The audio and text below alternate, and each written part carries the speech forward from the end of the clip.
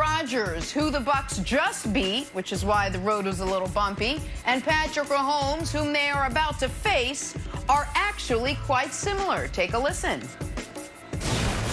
It was like not a rough draft. I would say it was pretty close to a final essay with Mahomes and Rodgers. They both really similar. They're practically the same, could do the same thing. It's just Mahomes, a little younger version of them. And yeah, just getting to him going to be important for us. But yeah, like just stepping up our play at the right time, that's what we're doing, and it's working perfectly. We just got to stay consistent for this last game, and we'll be exactly where you want to be at when the clock strikes 0. Brandon, would it be a mistake for this Bucks team to prepare for Mahomes like they prepared for Aaron Rodgers?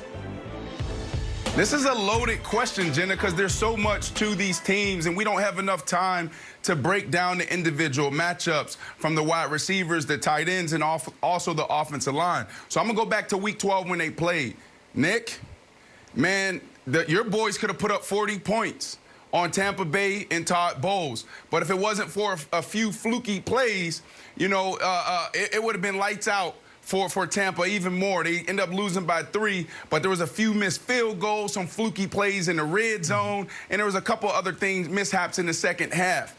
But when you look at that, what happened in the first half, Coach Todd Bowles came out, tried to play one high, played man, and they moved the ball at will. Second half, they end up smartening up, doubling Kelsey, doubling Hill, and playing soft zones and mixing it up, and they had success. So that's what they did against the Green Bay Packers. And why that is critical, because you look at the offensive line. Both offensive line, they're banged up. They're missing tackles. They're missing some of their key pieces up front. So now Shaq Barrett and JPP, they need to be enough to get pressure on Mahomes. You can't blitz Mahomes. You can't blitz Aaron Rodgers. That front four need to be able to get home, because that dude can beat you throwing the ball against the blitz and with his feet and getting outside the pocket. So for that reason, I think if they have the same game plan that they did against Green Bay with doubling Hill and Kelsey at the right time, and then also getting home with JPP and Shaq Barrett, they will have a chance. But they can't come into this game like they did Week 12 in the first half, buddy. Brandon, that's all great analysis. I heard none of it because I was too focused on Shaq Barrett providing our first, let me write it down, bulletin board material. No, oh, you hear that, Patrick?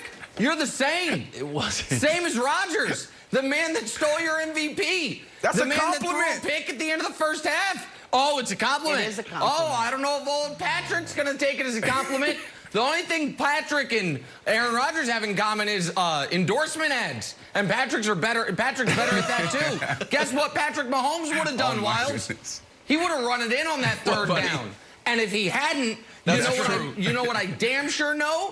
Patrick's coach would have trusted him to go for it on fourth. But no. Shaq Barrett says, oh, same thing. We've been here before. We've played this guy. We played him last week. We beat him. Forced a turnover. Forced critical 3-and-outs after Tom Brady threw a couple interceptions. So Brandon's analysis might all be right. That's all sounds great. Double this guy, double that guy. Have 15 guys on the field. I think that'll help probably.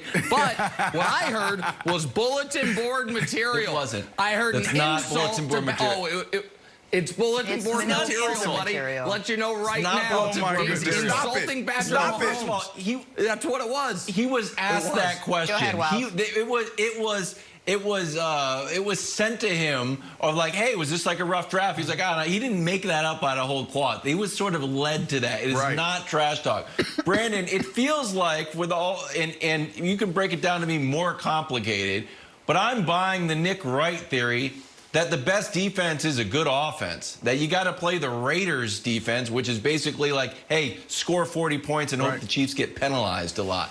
Do you think that that's the actual plan? Or my second theory is this: strategic stops, just like a strategic stop of Aaron Rodgers at the end. Aaron Rodgers had a good game. I don't think that game is going to go on like the "we played awesome" plaque for the Bucs defense.